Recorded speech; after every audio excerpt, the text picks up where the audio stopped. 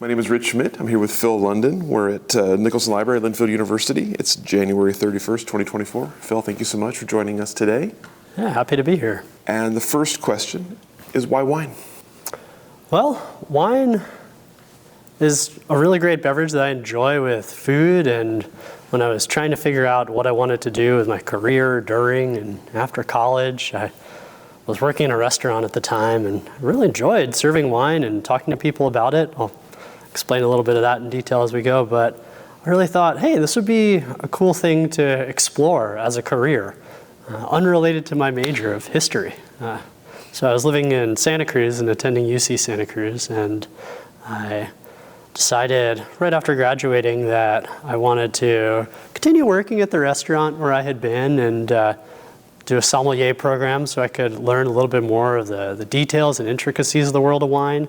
And then after finishing the really basic level 1 master sommelier course, I decided I wanted to go travel a little bit and go to Europe where I'd never been before and see what they're doing over there, because I had just been reading about it in textbooks and studying about it for about a month straight when I wasn't working or in school. And so I did. I graduated college and I went over, bought a ticket to Rome, flew in, took a long wandering train trip to Barcelona where I met a friend of mine and just tried to visit wine regions the entire way. It took me a few weeks to make my way over, and it was great. And came back and was kind of thirsty for it. So I decided I'm gonna look for a job and just try this out and see where it goes. So I got back to Santa Cruz without a real hard plan and found a wine website called Wine Jobs where they posted a bunch of different job listings in the Santa Cruz Mountains. It's a very small wine region, so there aren't many, but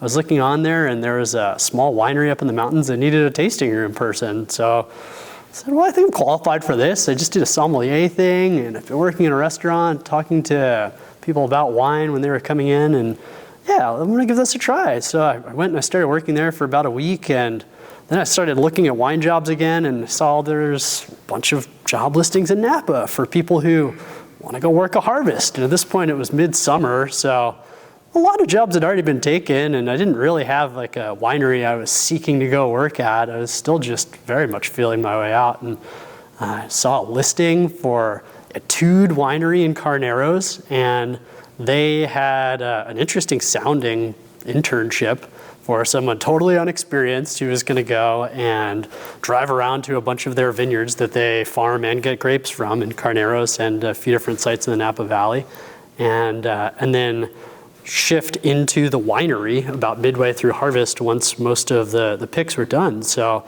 I just kind of applied for that and thought, yeah, maybe let's see if I get a job there, and I don't know, I'll have to bail on this tasting room thing, but I'm sure it'll be there for me after harvest if I want it. And I was kind of just flying by the seat of my pants. So I shot my resume over, pretty unembellished actually, and got a phone call an hour later from the assistant winemaker who was like, this is a unique position. We had this job filled months ago, but actually someone just backed out of it this morning.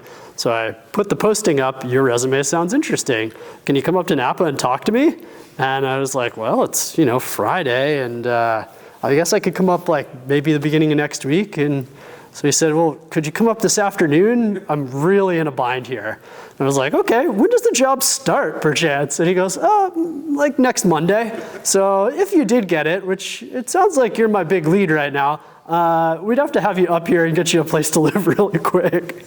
So I kind of looked at my life, talked to my boss at the winery where I was, working a couple days a week in the tasting room, and he was just like, you know what, you need to do that. Just do it. Go up, see what he has to say. If it doesn't sound weird, take the job. Come talk to me afterward.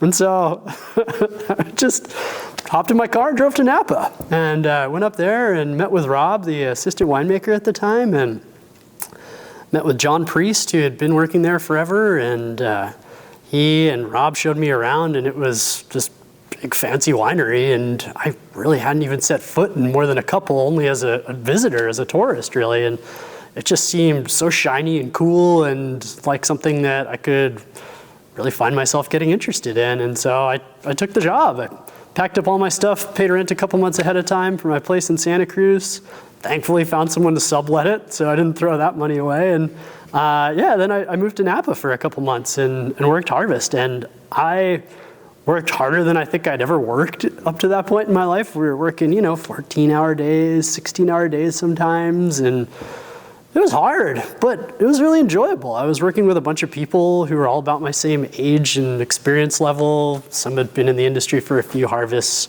A lot of us were all there for our first harvest together, and it was neat. And I got to go into a laboratory and work in chemistry and around equipment that I hadn't seen since really high school, because as a history major in college, you don't spend a lot of time in science labs. So yeah, I'd done a little bit of that, but not much, and I loved it, and it was really cool. I got to go see some awesome vineyards all around Napa, and the estate vineyard that they farm on the west side of Carneros, and we were taking yield estimates and eventually maturity samples and doing pressure bomb testing, and it was really neat. And then got about halfway through harvest, and they asked me to come and work in the winery. And so, yeah, we were mainly just sorting grapes. That was my main gig.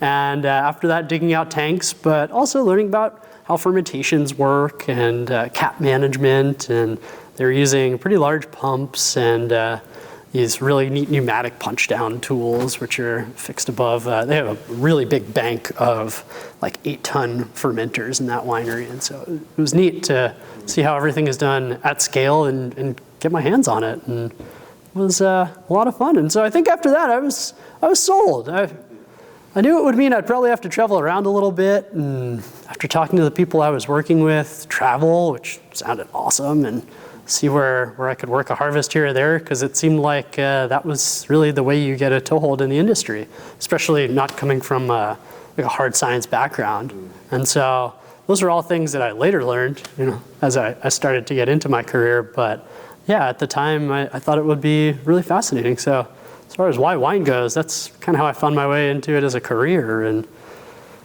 on a more personal level, I've really enjoyed learning about it and drinking it and how it pairs with food. So let's back up for a moment and talk about, you mentioned kind of the initial interest coming from working in restaurants and sort of discovering it there. So tell me about discovering it from that side as a consumer and as a seller of wine.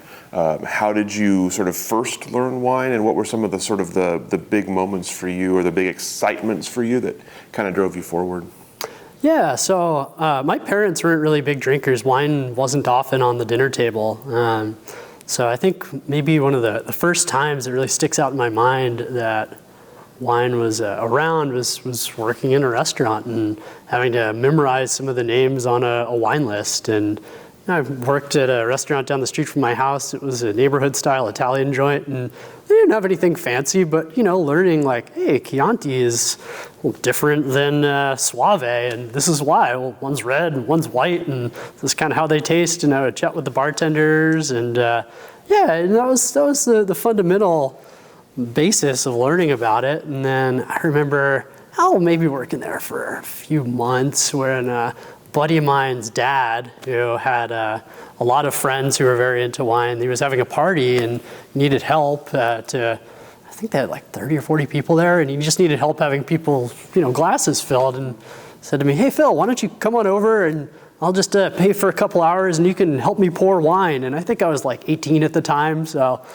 take that for what you will. But I thought it was a blast, and he didn't have like particularly intended wines that he was going to pour. So he just kind of went to the store and they bought him a box of white wine, a box of red wine. And so we were pouring some, I remember the wines actually, Jadot Chablis as a white wine. And I would just walk around and chat with all the guests and friends of the family, a lot of whom I already knew, and just help them keep their glasses topped up. And if they wanted red wine, I think he was pouring some George de Boeuf, which I think even back then was about like $4 a bottle. And I remember smelling it and tasting it and thinking like, oh, okay, this is kind of interesting. Like, I think I like what we have at the restaurant a little bit better, but everybody here seems to be enjoying it. So yeah, that's cool. Yeah, I don't think I'll forget that, because it really was something where outside of just telling people what I was trying to sell them about the wine, I was paying attention to what was on the labels and what was in the glasses. And I remember going home and I think the internet was really just becoming a thing in the early 2000s, and especially wine websites where I could like find approachable ways online to learn about the kind of stuff that I was curious about, let alone like, hey, what's in this bottle of Chablis? And finding out, oh, Chardonnay, and these are the things that Chardonnay is supposed to taste like when it's from this region. And that was maybe like the point at which it really first piqued my curiosity. Yeah, from a consumer standpoint, not just from selling it in the restaurant. And then, yeah, from there I went to college. Well, I actually first moved out to San Francisco and lived there and became a state resident of California, and then transferred to UC Santa Cruz to finish up my degree quickly. But I had a roommate in San Francisco who was working in fine dining, and he was going through the Court of Master Sommeliers process. I think he had just finished his level 2 while we were living together. And so he was just always pouring wine and studying it and blind tasting. And, I'd come home from work and sort of see him just sitting in front of like 6 bottles of wine with a couple of people, and there's maybe a glass drinking out of each of them. And yeah, then he'd sit down with me and just chat about it and tell me about everything he was learning. And so it really started to kind of sink in like, hey, this is a neat thing that people, it's a whole niche, a whole career, a whole industry that is out there. And it was fun. It was fun really starting to see that side of things. And it wasn't until, years later as I was finishing up college where I started to think about it for myself, where it kind of always just been hovering around, but never something I really focused in on. And it was at that point where, like I said earlier, I decided to go work a harvest. And then, kind of went off from there. What prompted you to kind of pursue sommelier training of your own? Mainly just knowing someone who had done it. Yeah, and working in wine service and just, to pay the bills working in the restaurant. But then I realized like, oh, this is actually a way I can add a little bit to each check and get a little bit bigger tip. And yeah, I enjoy studying things and focusing in on all these crazy maps that I saw in some of the sommelier books. And I've always just enjoyed studying geography and maps. And I remember looking at this one map of the wine regions around central Tuscany and seeing how they all overlay, and it was just wild with all the different colors, and it looked like a spaghetti junction of wine regions, and just thinking how cool it was and how, when you zoom in on it, there's actually like pretty big areas on what seems like a small piece of paper, and there's so many vineyards packed into these little tiny nooks on the map. And I later went on and saw them, and it was very neat. So you talked about your first harvest experience, and it sounds like a fairly common story for us, intense, hard, but enjoyable. So kind of as you're wrapping up that sort of harvest internship experience, what were you thinking about at that point as either next step or like long-term goal when it came to wine? Yeah, it was, I think I really enjoyed this, and it was a lot of fun, but it was one of the hardest things I'd done to that point, especially professionally. And so I took a little bit of time and thought about whether or not I wanted to do that again. And my inclination was, I'm interested in this, so I want to give it a try, and I want to at least do a few harvests, because if this is something I want to do, then I want to make sure I have a breadth of experience to at least make an informed decision about it. But if it's not, now's a good time to get out. So I thought about it for a couple weeks and thought, I actually really did enjoy this, so I'm going to apply for another harvest next year, or maybe go to the Southern Hemisphere. It was a little late to get a job at that point. And I wasn't prepared to move. So I just went back to Santa Cruz and started looking for jobs for the following year. And that was when I was starting to learn about some of the really cool wineries around the Santa Cruz Mountains, like Mount Eden and Ridge Vineyards, which have huge, long histories. They're really important to the industry nationwide, I would say. And then I heard about a little place called Reese Vineyards, which is a really high-end Pinot Noir producer. And I thought I known most of the wineries in the Santa Cruz Mountains, but I'd never heard anything about this place. And then I talked to a friend, and they knew a lot about the wine in the area, and she was just like, no, that place is making really interesting, really thoughtful wines, and they're doing it without limits and at a really high level. And so I applied for a harvest job there, and then went up, had an interview. I showed up there at this place. You have to wind way up into the mountains. It's about an hour almost from Santa Cruz driving on really windy, steep roads, and pull up to one of the highest points in the Santa Cruz Mountains, which is where they are. I think they're almost 3,000 feet, and pulled up onto a ridgeline, up a fancy looking driveway with a big gate into a parking lot that looks right out over the San Jose and the southern San Francisco Bay. And from this parking lot, you can see Mount Eden to one side and Ridge Vineyards right across the canyon. And I thought, wow, this is beautiful. And I look over and there's a house that looks like a castle with a literal turret on it. I was like, this is wild. I got to go inside this place. I never even heard about it. Apparently they're making great wine. Like, where do I even go? And I turn around and there's just a giant door in the ground, which leads to this massive cave. So I went down there and I met with the winemaking staff, and they were cool. They were like 3 guys who just kind of hang out in a cave and talk about wine all day. And thought, oh, you know what? I really want to work here. And they offered me a job to go work a harvest, and so I took it. So yeah, I started on there in the fall of 2011, and that was then I was working a lot as well, but really being focused on high quality production. It was a much smaller scale than what I was doing in Napa, and really hands-on. Everything was being fermented in 1-ton fermenters, and we would do pigeage with our feet and, you know, pour over with buckets at a time just to keep the caps wet. And it was a really fancy winery with tank controllers on all these 1-ton tanks for heated and cooled jackets. And everyone who was working there had a firm science background and could answer any possible question I had. And they were all really into Burgundy. I'm sure still are. and that was when I started thinking, man, they can make a career like this. I think I can make a career in wine. If it's even half as cool as this, then sign me up. And that was really what sold me. It was a really enlightening harvest and really a lot of fun to work there. You mentioned the difference in size and sort of size and scale from your first internship.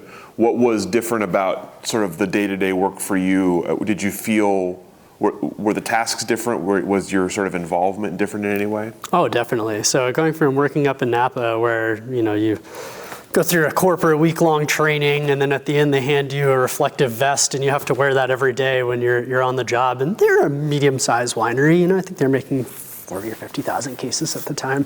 And going from that to living on site in that castle house, walking down, all 3 of us interns, we lived there in like a little refurbished basement in this crazy house that no one else was living in at the time. And, you know, we'd walk 30 feet to the entrance to this cave, and they just kind of stocked the fridge with beer and food, and they had a nice kitchen in there, and we could cook lunches for each other. And it was really intense. We just kind of talked about wine all the time. And yeah, it was a lot of fun. And so there, that year, I think we made about 80 tons overall, received it, processed it. It was very slow. You know, as I said, we were fermenting 1 ton at a time, and so moving these little tanks around, and it's a lot of work getting everything prepared for it, and then sorting as we went, and all of the various fermentation managements that were going on, because, you know, even though it was only 80 tons, we had 80 fermenters, and so it was a lot of logistics. Yeah, and it was something that they were pretty good about warning us about, and thankfully I was working with a couple other people who had a lot more experience than I did as the other interns, and yeah, it was a lot of fun. I got to learn from them and the other winemakers, and yeah, it was great. So if coming out of that you felt like there was a career in this for you, did you have a thought over what that career would look like, what you would do, what kind of role you would play?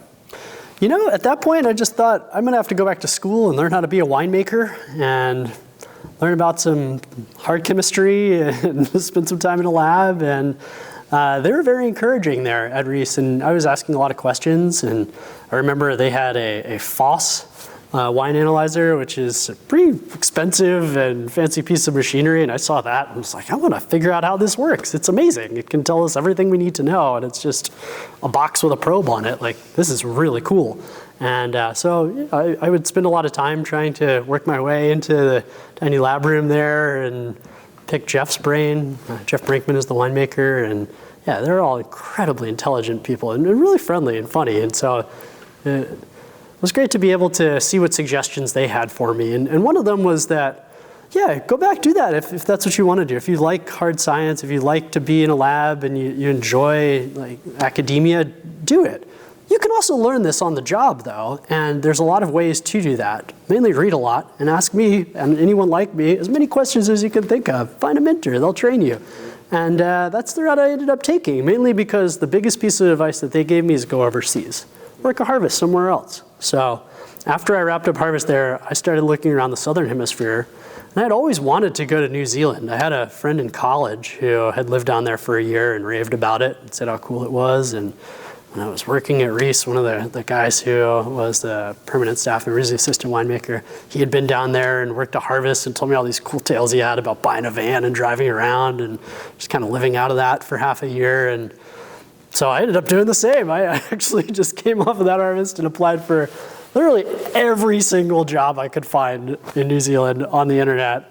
And I didn't get called back from any of them. I had 2 years of experience, 2 harvests of experience, and the logistics, I think, of getting down there and kind of just emailing cold my resume to everyone was pretty hard. And then finally, I was just visiting some family around Christmas time back east, and then I got a call one day from a foreign exchange, and it was a cellar master at this massive factory winery, and it was in Hawke's Bay, New Zealand. And I said, yeah, I've taken a look at your resume, and do you have some time for me to chat with you and maybe do a formal interview? And so, yeah, we just talked for a few minutes, and I think it was like 7 o'clock at night, and he didn't really do the conversion of the time zone. And so I just took a little bit of time to chat with him, and he was like, well, you know what, I don't think we even need to do an interview. You sound like you're cool enough. There's gonna be a lot of people working here. You're gonna be one of a big team. So yeah, if we can get along in person as well as we have in the last 20 minutes on the phone, the job's yours. I'll take care of whatever kind of paperwork on my end you need for immigration, but I think it's mainly just like a promise of employment when you get here. Go through all the steps. I don't work for immigration, but if you have any questions, I can try and help you navigate the process because I do this every year. And so thankfully, New Zealand has their stuff together, and it was really easy to just go and get a working tourist visa there. So yeah, I went down to New Zealand and I worked for the largest winery in Hawke's Bay. And I lived in a little town called Napier, and actually a little city. It's probably maybe twice the size of McMinnville. A really cool town, and worked a shift job with a bunch of blue-collar Kiwis at a winery which crushes about 10,000 tons, and they had huge presses and tipping tanks and all sorts of fermentation tools, which I had never heard of before or seen on that scale. I mean, like an 80-ton press on rails that you had to use a remote control to move. It was nuts and looked actually really scary and dangerous. And, I thought the place I worked in Napa was a big scale, and this was like an order of magnitude bigger than that. Yeah, it was really neat. And so I worked down there on that advice to go work abroad, and it was great. I bought a van on Eric's advice and traveled around. And so, yeah, like I had done in Europe the year before, where I went and tried to visit as many wine regions as I could on a route that I had kind of pre-planned, I did the same in New Zealand. And I was just emailing people the whole time leading up to it, when I got there, to try and fill out a list of places to visit and people to talk to while I was there. And I was way more successful in New Zealand. Mainly the language barrier was non-existent, and that was a good thing. So I was able to go and talk to one of the coolest viticulturists I had met up to that point. This man named Gareth King, and he was working at Felton Road, and he was doing really cool stuff with biodynamics.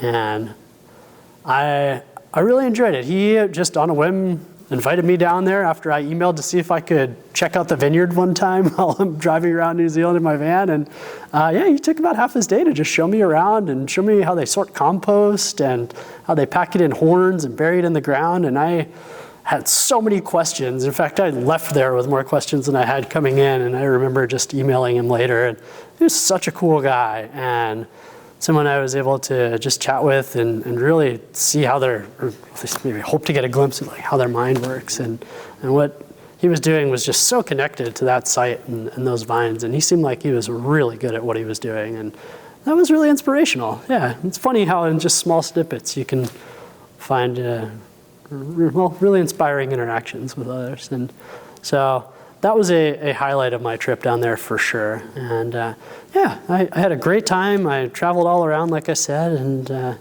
then tried to just soak in as much of that country's wine scene as I could while I was down there. And think after that, I was sold. I was just like, you know what? This is awesome. I'm going to come back. I got to start looking for a full-time job, which in my mind was going to be the next step. I really enjoyed sort of traveling, harvest thing, and thought I could make this probably go on forever, but this isn't sustainable. I don't know how I'm going to do it financially. Or I also don't think I have enough stamina after a few years. Like, this is going to get tiring. So, yeah, I was sitting in my room in the place I had rented in New Zealand towards the end of harvest that year, and I was looking at where I thought I wanted to work, and obviously Santa Cruz would be a great choice because I was really high on the wines from that region, especially after working at Reese and seeing what the potential was there, and trying to get a job somewhere in the Santa Cruz Mountains. And so I emailed Ridge Vineyards, I emailed Mount Eden to see if they had any work, and Ridge hadn't anything that they could offer me, and Jeffrey at Mount Eden never even got back to me. Came later to realize he checks his email, or did at that point, about once a month, and so well, I did hear back from him. It was after I was already leaving the country. I wasn't really having so much success finding a full-time job in Santa Cruz, was also looking at kind of cool places where I could go work another harvest. And I was very focused on Pinot Noir, especially after really getting into Burgundy and learning a lot about that and tasting some amazing older Burgundies while working at Reese, and thought, like Pinot, Chardonnay, these are amazing wines. These would be really cool wines to focus in on. I think I need to see what other parts of the U.S. are making a really good Pinot Noir, and obviously Oregon is the place that identifies with it the most. And so I emailed around looking for just like a harvest up here in case my plan to go find a full-time job in Santa Cruz didn't come to fruition. And so I had applied for a job at Antica Terra, and I got an immediate reply back, and Andrew scheduled an interview with me and offered me a job to come work harvest in 2012, that fall. And so I told him I needed a couple days to think about it, but I was really interested, and I just needed to make sure that in those next few days, for some reason, I didn't get a permanent position somewhere else. And of course I didn't, so I signed up to work here at Antica Terra in 2012, and that was cool. And yeah, after I had agreed to that, about 3 weeks later, Jeffrey from Mount Eden emails me back and says, hey Phil, I think we've got a position for you, but it won't be until harvest. I could probably use an extra set of hands, and then there's always vineyard work, especially like December until about bottling time in the summer. So yeah, maybe we can find something for you, but let's meet, and we'll talk when you get back from New Zealand. So I was kind of kicking myself at that point because I had just agreed to work a harvest, and I emailed Jeffrey back and was like, I really want to meet you. Mount Eden is just amazing from the wines I've had and everything that I know about it from looking at it across the canyon and talking to some really educated guys who've been drinking a lot of these wines for a while. And yeah, that would be really exciting. I did just agree to work a harvest somewhere else, though. I wish you would have emailed me about 3 weeks ago.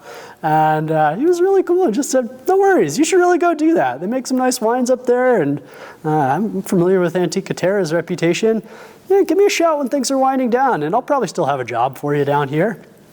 So yeah, I did. I came up here to Oregon and worked that harvest, and was excited because then I could go back and work and get to know the vineyards down the Santa Cruz Mountains. Vineyard work is something I had never really done since that first harvest, where I was taking crop samples and checking bricks and pH. So yeah, from there I showed up back in Santa Cruz, and sure enough, Jeffrey had a pair of loppers and shears in his hand and told me to come on December 1st and get started. I'd be working with the crew, and we'll just start me out there and see where things go. And yeah, I didn't really have another plan yet, and so I thought, oh, this would be fantastic, actually. Like, I'm very excited. I know the reputation. I love the wines of Mount Eden. And I know I've got a lot to learn from this guy because he's been doing it for a while, and yeah, it was really cool. So from Oregon, working that 2012 harvest, which turned out to be a really good one, really made some nice wines that year, hopping straight back down to Santa Cruz, and then I started working at Mount Eden. And I knew at that point, well, I think my career can take off from here. I've done a little bit of traveling harvest work, which I thought I wanted to do, and yeah, it was really rewarding, and now I think this is going to be like the first real step in my career. So before we talk about that, let's talk about Oregon a little bit. What were you had some things to compare it to at that point. You've been in New Zealand, you've been multiple spots in California. What were your impressions of Oregon and the industry at that point, and of the wines in Antiqua Terra, the wines you were seeing and making? Yeah, I mean, stylistically, I think Oregon can fit in a lot of different boxes, but to cast a really broad net over everything, I think that it makes just really nicely balanced Pinot Noir and Chardonnay. Chardonnay with a nice acid profile, which is something that I definitely gravitate toward, but also a lot of richness, especially in warmer years. And 2012 was the only vintage I had seen and been around up here, and it was warm, and those wines were big. I mean, the fruit, I remember tasting tannin and tasting a lot of sweet fruit on the table as we were sorting. And working in Antiqua Terra, there's a lot of sorting, and so you get to taste clusters, then you get to taste berries as they're coming off, and it was awesome. And just standing across the sorting table from Maggie and listening to her talk about all the things she's tasting, really, it made me see that there's a wide range of potential here. She was getting fruit from all over the valley, and so starting to see like, this is kind of what fruit from Shea Vineyard tastes like, and this is what fruit from the old Amity Hills tastes like. And she was getting some fruit from, don't quote me on this, but I want to say outside of Corvallis, and it's neat to see it from a different part of the valley, and it was cool. So I was starting to get a pretty good sense of like, when I'm working with this fruit and I'm in the winery, I'm tasting through all the ferments as we're checking them every day, because that's what you do when you're pumping over 50 different tanks. You gotta see what they all taste like and smell like. And so sampling those things and starting to make up a profile of Oregon in my mind, I started to see that, there's a lot of diversity here, which is what you need to make some interesting complex wines, especially when they're big blends, and that there's a lot of potential there. And also these wines can be really pretty and really austere and have nice aromatics, especially in cooler years. As I was tasting some different vintages of things while traveling around and visiting different wineries in this area when whatever free time I did have. And certainly at lunches, at the winery, we would open a lot of different wines, or Maggie would, and they'd be fantastic. And Nate Reddy was the general manager at the time, and so him dipping into his cellar to showcase different blind tastings of areas was really cool. And started to make me realize that there's a lot of potential up here in Oregon. I think this would be a really cool place to see grow as an industry. And even 10 years ago, it felt like it was much smaller than it is right now. So I remember thinking, there's actually some really good wines from up here that you just don't even see really down in California. I mean, there's so many wineries that are all tiny, and I think it could be really cool. And Oregon seems like it's going to go some interesting places, but at that point, just having a base in Santa Cruz, it was a really neat adventure for me at that time. Yeah. So you mentioned kind of Mount Eden being the sort of the jumping off point for a larger career. So tell me about your experiences there, and starting from, you come and do a little pruning work with the crew. What were the sort of the steps along the way as you sort of grew into your role there? Yeah, so I started out just working in winter pruning, and that was coming to an end. I was really fascinated by it. I mean, I keep a garden in my house, a kitchen garden, really enjoy having a little space where I grow organic veggies, and I got into that while I was going to UC Santa Cruz, like I think a lot of other people were. And at the time, my housemate, one of my best friends to this day, he was running an organic strawberry farm, so I'd go help him there sometimes. And I thought it was really cool, and it was a neat way to connect what I had been doing in wine to the dirt and doing all the farming, which is something that I always knew was really important and had to be a huge part of the winemaking process. But through my travels in New Zealand and working down there and working in Napa, I think I hadn't had a fully formed opinion that it could be integrated into like the role of, say, a winemaker or something like that, because they were so segregated, where vineyard people do vineyard stuff and winery people do wine stuff, and the two don't cross until the grapes come in the door, pretty much. And at least that was my opinion at the time. And so it was awesome, where I got to go and learn how to prune a grapevine, and then prune hundreds and, there's thousands of grapevines on that mountain. So working with a crew of 6 or 7 other guys, and just learning how it went step by step. And it was very cool. And from there, I finished up the pruning season and Jeffrey asked me if I would stay on, and we would do some work in the winery, and the assistant winemaker there was someone I was starting to become friends with while working out in the vineyard with him, and yeah, he knew a lot. He had been a Davis graduate and let me borrow a lot of his books that he had used in school and was teaching me about some of the chemistry. And so, yeah, Sean and Jeffrey were really mentors in a way, and it was great. And so I was talking to Sean about his studies there at Davis, which really got me thinking like, oh, okay, I need to go on and see what are these kids learning when they're in school there, because I think this is where I can start to learn my background in the science of wine. And so figuring out a reading list for different courses, going out, getting those books from the library or ordering them online, and just starting to learn the science of wine. And so it was working with them where I started to learn the basics of where my career would go from there. And then I went and helped with bottling that season. So I got to see how a whole bottling line runs, and they have one in-house at Mount Eden, so that was cool. We would constantly stop to have to fix the machine, and I've always been decent with tools in my hands, so I hold a flashlight or have to go get the right wrenches, and they weren't expecting much from someone I knew. I'd never seen a bottling line before that point, and yeah, I kind of fell into the role. I think that's something that I grew into really well and got to learn how the machine worked, and yeah, within the year I was kind of helping when things would break on it or change labels or do those small things. And I was asked to stay on for harvest and told after the first harvest that I worked there, I'd worked almost a whole year, starting with pruning, going all the way through receiving the grapes, like, hey, stick around, we want you here. And so I was able to really fill into a role of like a cellar hand, and they made me the cellar assistant was what my title was there. And I would spend about half the year working out in the field with a crew, learning how to grow vines and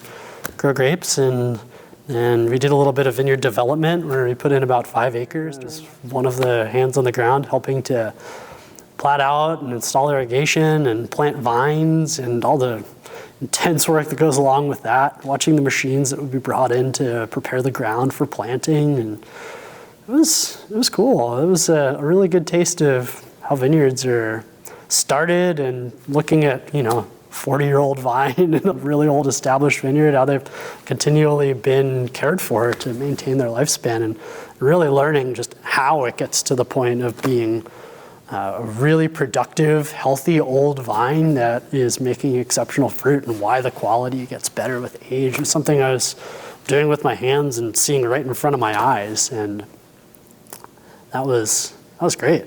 It was a very educational experience there. Yeah, so I ended up sticking around at Mount Eden in that role for 4 years, did 4 seasons down there. At that point, splitting your year like that, did you find you had a preference between winery work, vineyard work?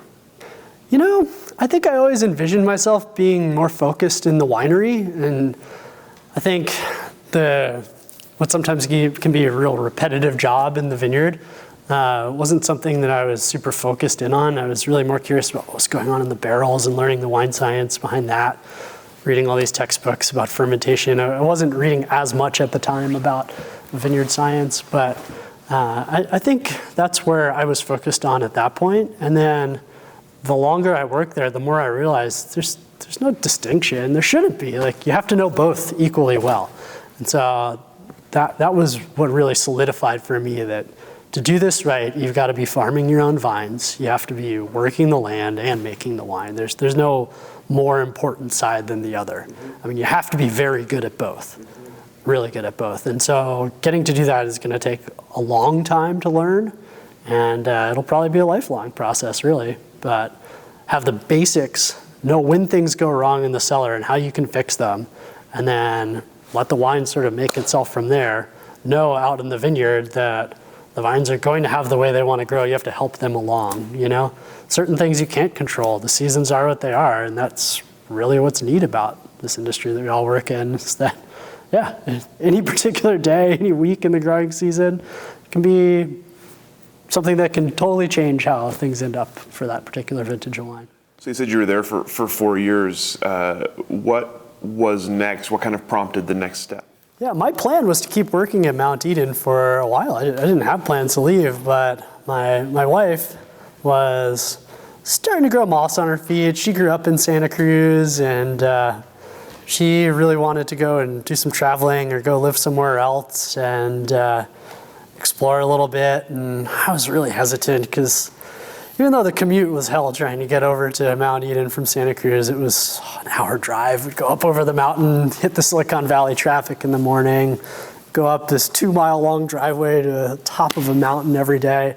It was gorgeous and so worth it. I mean, I would look out on this beautiful valley and a sea of fog in the summertime, just surrounded by vines. It's dreamlike up there, and it was really cool. I was enjoying every bit of what I was doing, and thought, you know, there's a lot I can learn from here, no matter how long I stay. But yeah, she pulled me in the direction of, let's go see what else is out there. It's a big world, you know. There's a lot of cool things, and she had lived in Seattle for a little while and really liked the Northwest, and I've been suggesting moving to Seattle for a while, and I like it there and had visited once and thought it was really cool, and didn't know how I was going to keep working in wine. So there was a lot of negotiating going on, and you know, I saw that there's Woodinville and they're making wine out there, but really they're kind of just pouring wine out there, and all the vineyards are 5 hours east. And so, you know, maybe we can explore other parts of the Northwest. And as we were talking,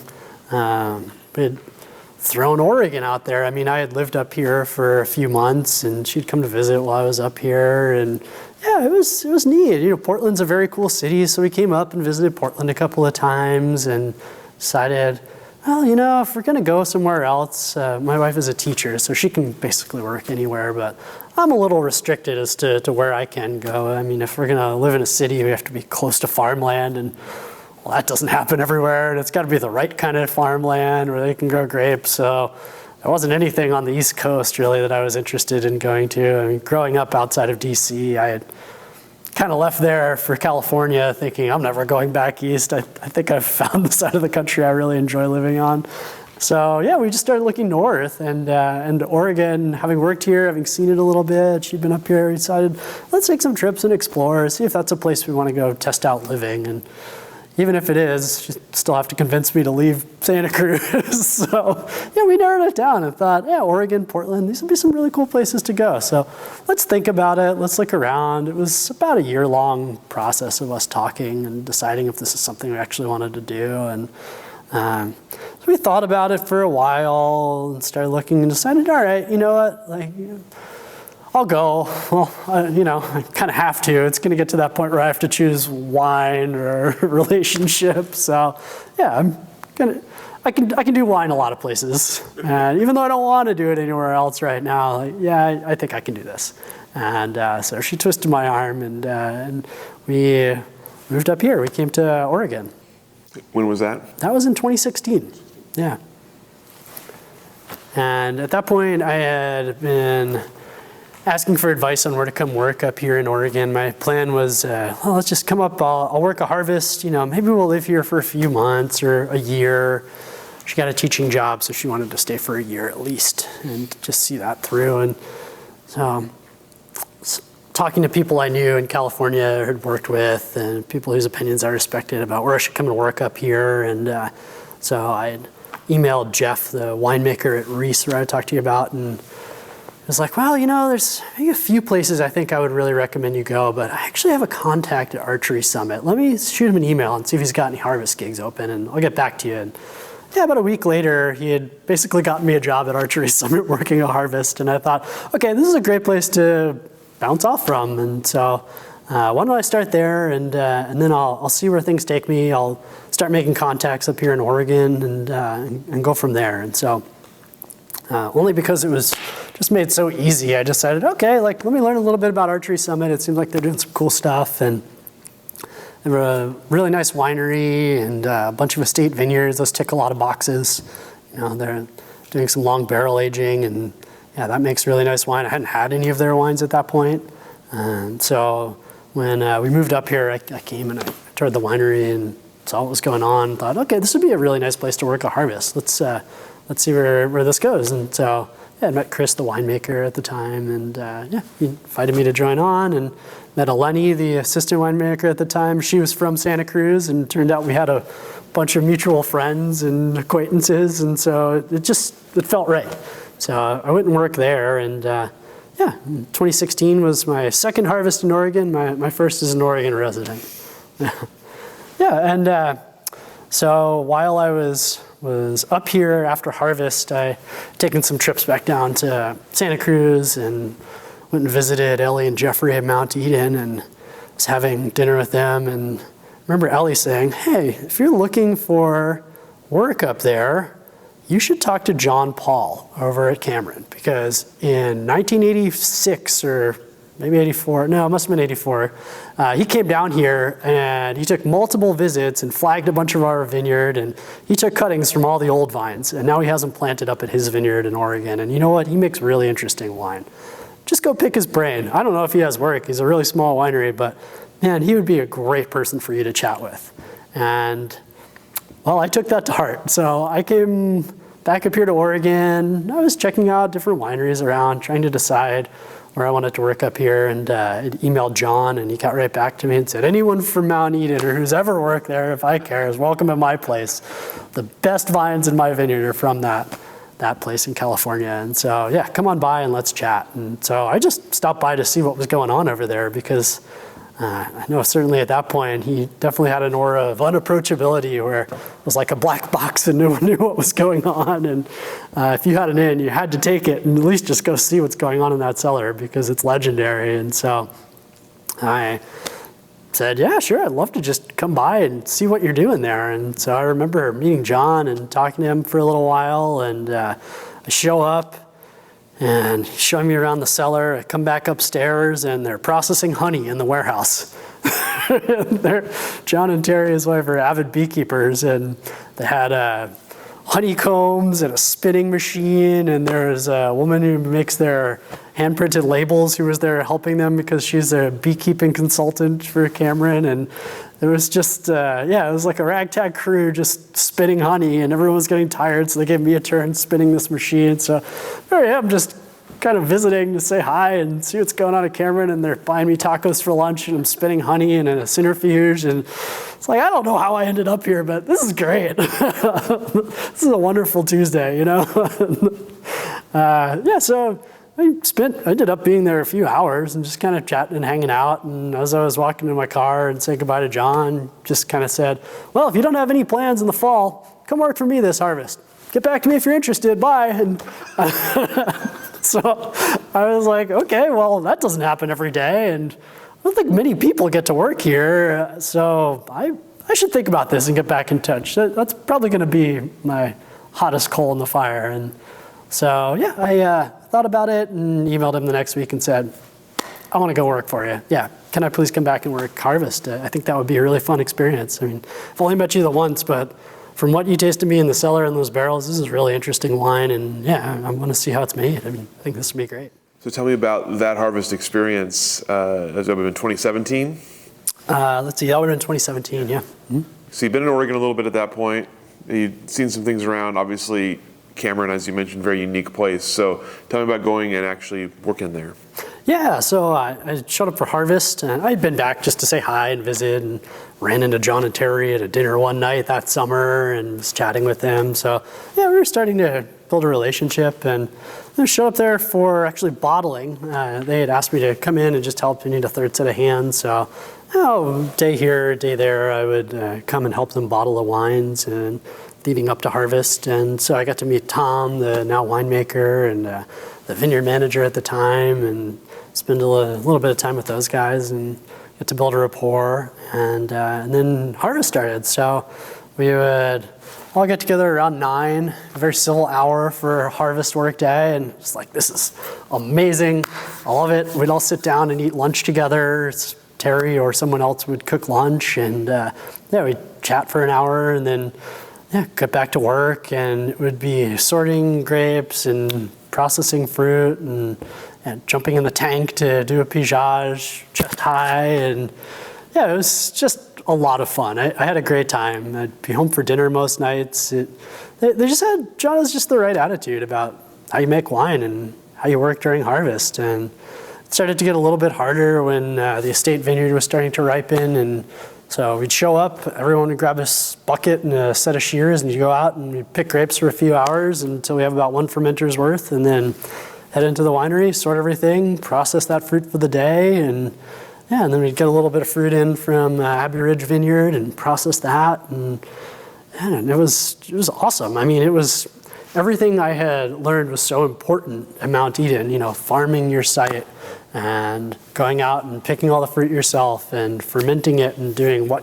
picking what you can process in a day, which was so important to me. I mean, when you pick a bunch of grapes and then just set them aside or leave them overnight or put them in a cooler, it's just not the same. You need to be able to handle what you can in one day's worth of picking. And we would just do it all there. It really felt natural. I felt like that's what everything I had learned up until that point was telling me was the right way you make wine. And it was awesome. So at the end of harvest, what happened next? Yeah, at the end of harvest, John was like, I'll have a little part-time work for you. Just help me out around here with pruning when that gets going. And so I was working a few days a week with him and trying to figure out my next step. And I had, in that previous year while I was living in Oregon, but before I went to work for Cameron, sent out my resume to a few places. And one of them was working for Sterling Fox as a vineyard manager. That was the job. And months had gone past, and we had chatted a little bit because he was just kind of curious who I was and curious about my background and working at Mount Eden. And after harvest, he just called me one day and said, "Hey, I've got a vineyard manager job. That one we had talked about months ago. It's open, and if you're available, I'd love to have you come and work for me. I'll teach you what I need to teach you as we go. It's really just about managing people and learning where all your sites are and learning how to be efficient with your day. I'll give you a truck, and you just need to keep an eye on things and make sure nothing goes wrong, and I'll train you how to know what those things are." And so, it was very busy from the jump. I started there at the beginning of 2018, and I worked there for one full season, so coming on, pruning, and then going through all of the wintertime vineyard activities, and then rolling into the spray season and the growing season, getting all the crews organized and helping move people and tractors around to the different sites that I was responsible for, which was the kind of northern side of the valley. It eventually grew into the northern part of the Dundee Hills, but principally around Newburgh area. So working mainly in the Chehalem Mountains and learning how intense that business is. The vineyard management side is really something that involves a lot of logistics, a lot of timing, and seeing that when you can do this right, you can do a really good job at it, but it's not easy to pull off. I mean, you're at the whims of the weather, labor, logistics, moving people and tractors and making sure everything is where it needs to be and having tasks done when they need to be done, and how crucial it is to be incredibly organized and punctual and timely.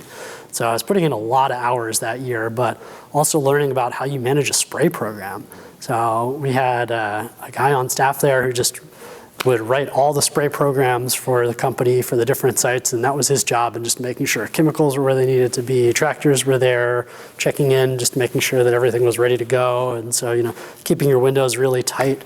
In California and working at Mount Eden, I mean, disease pressure is pretty low. You can spray every few weeks. You can be a little less focused on when you start that program and when you end it, and it's just not the same level of risk as we have here. So going from spraying a vineyard, I don't even remember how many times we did at Mount Eden, 6 to 8 in a year, and not worrying too much about getting mildew and botrytis pressure because it basically just doesn't rain from May until about November. To here, where we're pruning in the rain, which I was always told in California, you do not do that. And, it would get a couple drops of rain on your head in the vineyard there, and everyone would pack up and go home. It was wild. And to here where, you're wearing a slicker all winter and you prune, because if you don't prune in the rain, you're never going to get it done. It just rains too many days a year. And learning these are actually totally fine things to do. You just have to be smart about how you do them. And working with Sterling and getting coached along from him, and what a great resource that was. Learning all these different sites around the northern part of the valley and how they're all different was a great year. So it was really hard. I mean, I was working a lot of hours every week, and then especially leading up to harvest. And we were busy constantly. learning the requirements of that job was, it was hard, and it was something that I really enjoyed doing. I got to put my years of Spanish lessons in college to work, and that was fun. Yeah, I mean, leading a staff of people and speaking entirely in Spanish, and I'd never done that before. It was a steep learning curve, but yeah, I was very comfortable with it by the end of that year, and that was around the time I was starting to miss working in a winery. I mean, my whole harvest was outside that year. I hadn't touched a single grape, save for what was left on one of the vineyards that no one wanted, and I went and picked it overripe and crushed it in my garage and made a little half barrel of wine because I just had to say I made at least something that year, you know. And then John Paul called me back and said, hey, our vineyard manager is leaving, and you've been doing vineyard management stuff since you were last year at Harvest, and we love working with you. Come back and be my vineyard manager. And I figured, well, I had a really good offer the first time, and I didn't see the need to turn that down. And this is not an opportunity anyone ever gets. So yeah, I got to say yes to this. And I went and talked to Sterling and said, you've been one of the most interesting people I've ever worked for, and you're a wealth of knowledge. And yeah, I've really enjoyed this, but I just don't think I can do it. I can't be away from the winery. Like, I like managing the vineyard. I really enjoy working with plants and being outside, but I need to also be inside a cellar. And what John had to offer me was that. It was spending the harvests inside, working in the winery, working with Tom, and every other minute of the year when it's not that or bottling, I'm out working in the vineyard. And man, that's just like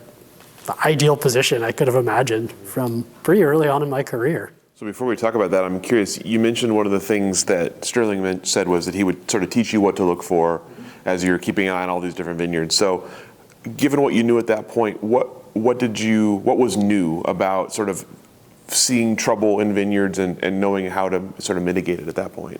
Yeah, I mean, spending a lot of time just following him around while he is pointing at every spot on a leaf that's going to be a mildew, or, you know, maybe there's like mite damage, which I didn't know how to scout for at that point. And well, now I feel like I'm pretty well versed in, because that's one of the things we really have to look for, especially in the springtime, you know, mite damage in little growing shoots, and him teaching me what the risk factors are for growing vines in this region, the things that I just wasn't attuned to. Like, I knew how to look for things like Eutypa, because we had that at Mount Eden. I knew what powdery mildew looked like when it was totally covering a whole row of clusters. Like, I knew what damage to the vineyard from deer looked like.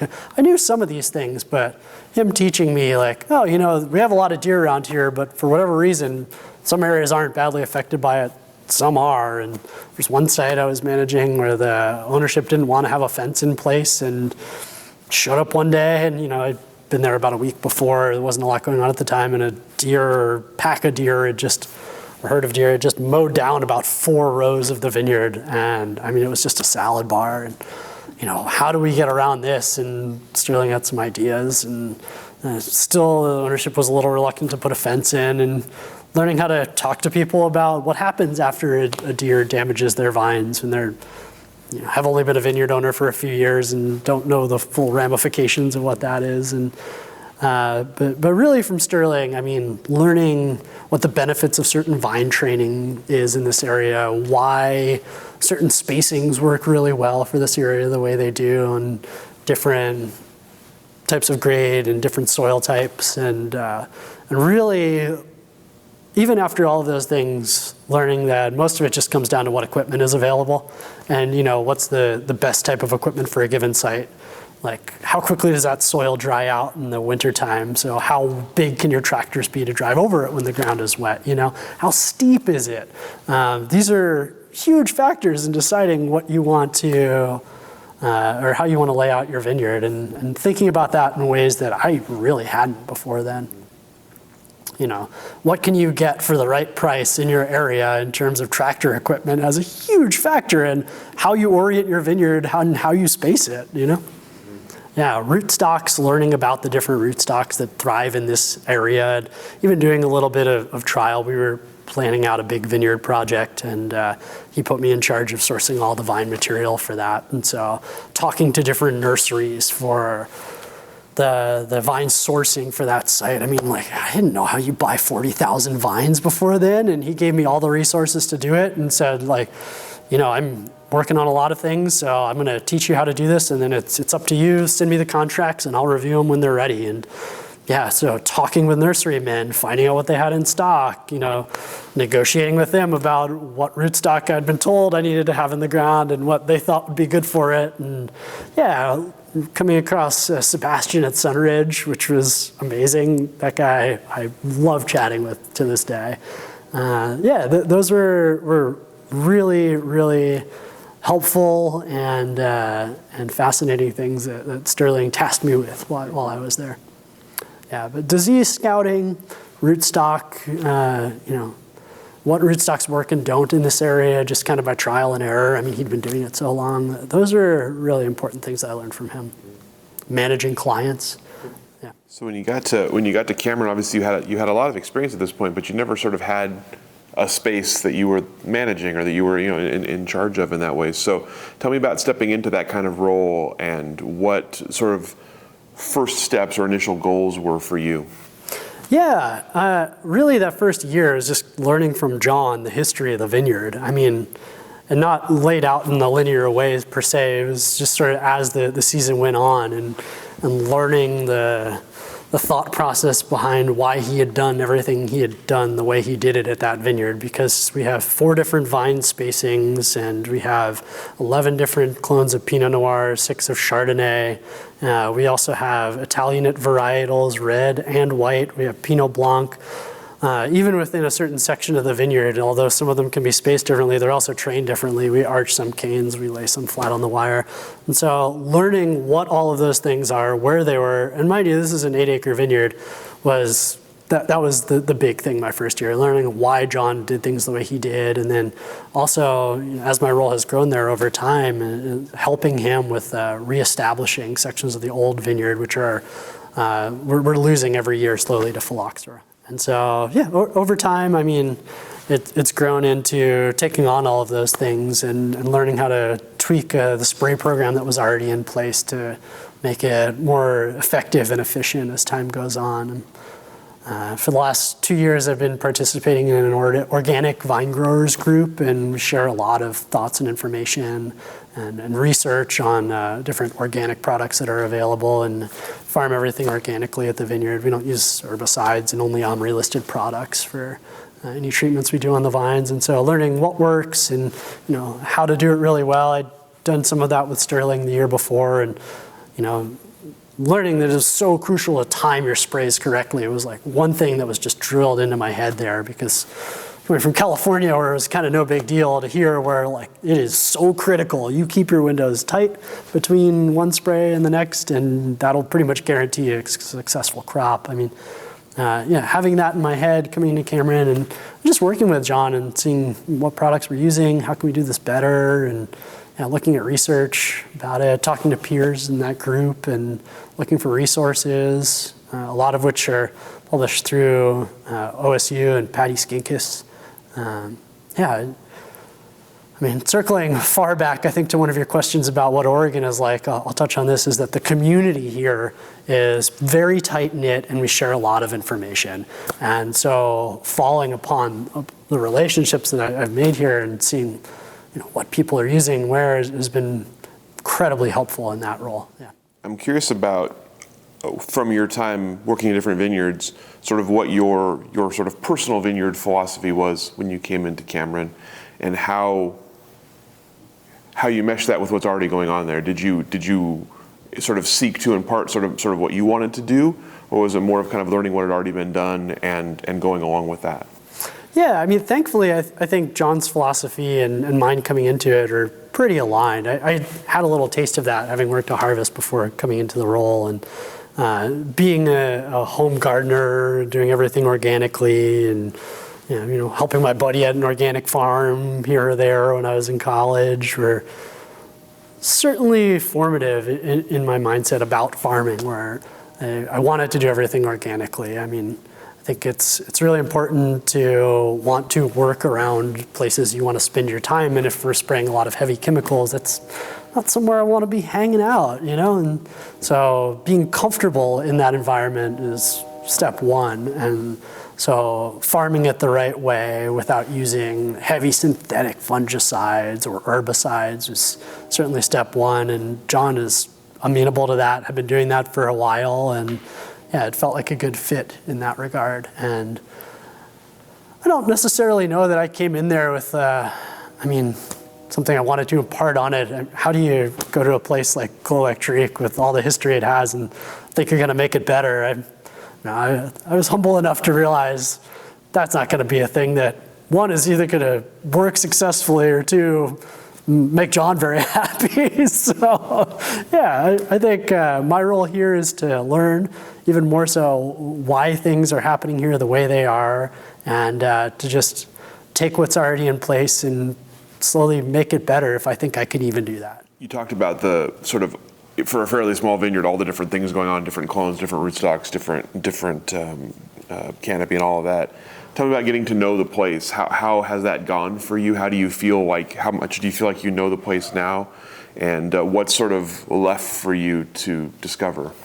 Yeah, so I think after about 5 years, I'm pretty comfortable. I can tell you which rows or which clones, and that took me the first couple years to memorize. Really, we have everything tagged on the row posts, thankfully, so it makes it a little bit easier. But yeah, when you have 19 rows in one block of Old Vine Pinot Noir, and 11 of them there's 11 clones out there.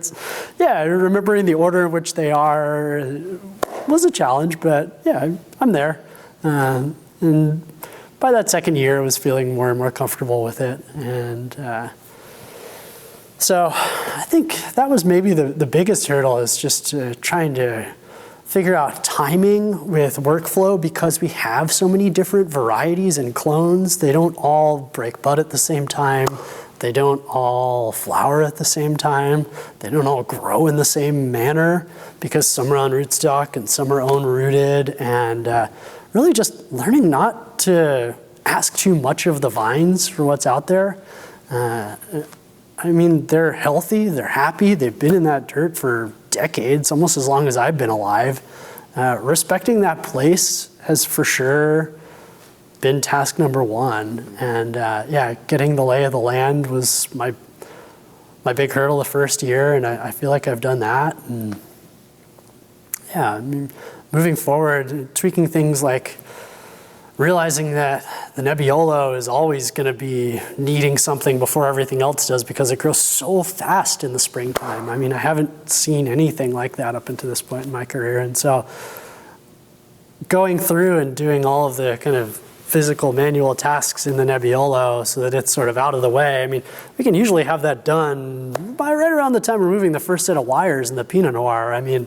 It's it's a different beast. And so, yeah, timing workflow has been one thing. I do a lot of the work hands-on with John's help and Tom, our winemaker, and whatever other help we have around there at the time. And so being so hands-on in that role, it's been great at really learning all the intricacies of the vineyard.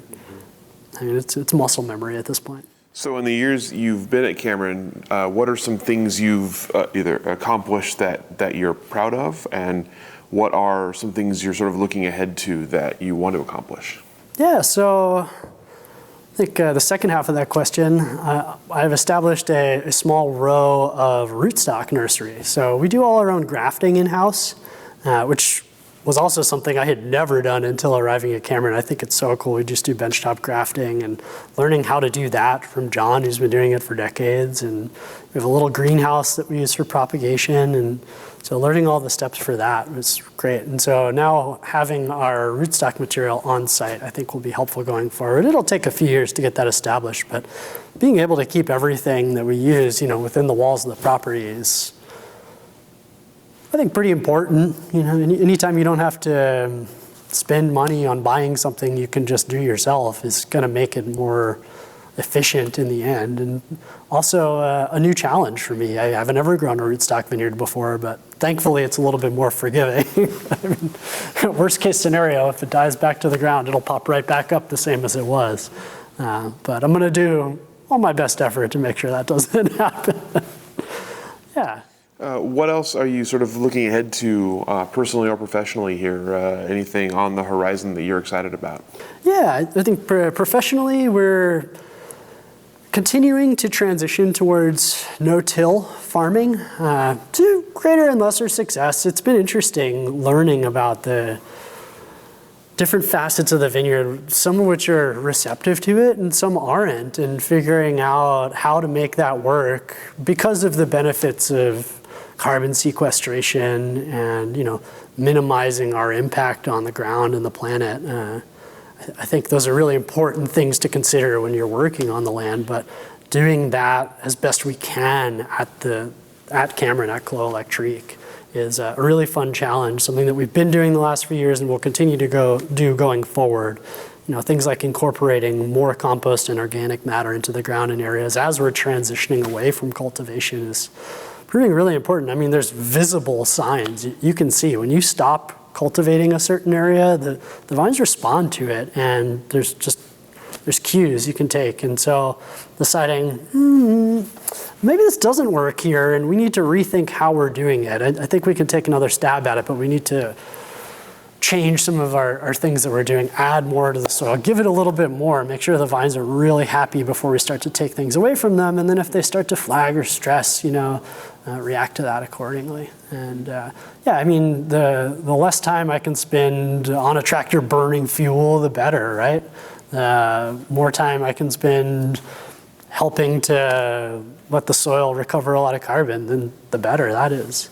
I think working with a changing climate going forward is going to be a huge challenge and something that I look forward to, while also in my personal life trying to mitigate that, as I hope we all are, Yeah, so let's talk about that, about sort of challenges. Obviously, you're pretty young in your career still. You have a long road, perhaps in Oregon, to look ahead to. So, tell me about let's talk about the Oregon industry more broadly. What are the challenges you see coming for Oregon wine, and what are the sort of the next steps for the industry? Yeah, I think maybe harkening back to the answer to the last question, I think climate change is going to be huge. I mean, we can see just in the last few years, we've had record heat, we've had smoke that encompassed this valley for almost a week. I mean, we've had really bad spring frost, the worst anyone can remember. That's just in the last 3 years. I mean, what does the future bring? I think climate change is going to be our biggest hurdle in farming. I mean, in so many facets of all of our lives, but yeah, in the wine industry, how we react to that, that's going to be our biggest challenge going forward.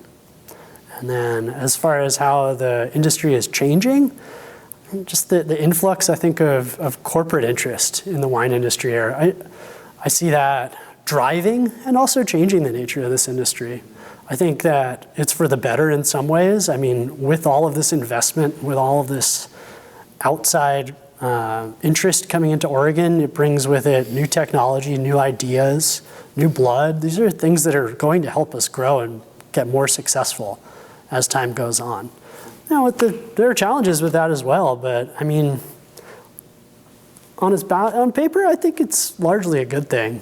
Competition never hurts. To go back to the last question for a moment, you talked about obviously climate being the biggest challenge. What are you seeing right now from the Oregon industry as it's sort of looking at that? How is it approaching it? And what are the results you see or hope to see from the sort of the measures being taken? Yeah, I think it's a more reactive approach. I mean, I think it's hard to be proactive about something that we don't have a full understanding of how it's going to end up, or really even how it's going to be from year to year. But I mean, obviously trying to minimize carbon inputs, and agriculture is a pretty carbon-intensive process or industry. And a lot of the things that we do out in the vineyard, they contribute to it. And so just being mindful of that. If we want to continue making wine, we're going to keep putting carbon in the atmosphere. There is no way around that, but doing it as intelligently and as efficiently as we can, mitigating it as best we can, those are going to be pretty important things going forward. All right. That's all the questions that I have for you. Is there anything I didn't ask that I should have, anything that we didn't cover here today that you'd like to cover? No, not that I can think of, Rich. Excellent. Well, thank you so much for coming down, sharing your stories with us, taking the time to be part of our project. And I'll go ahead and let you off the hook. Awesome. Thank you.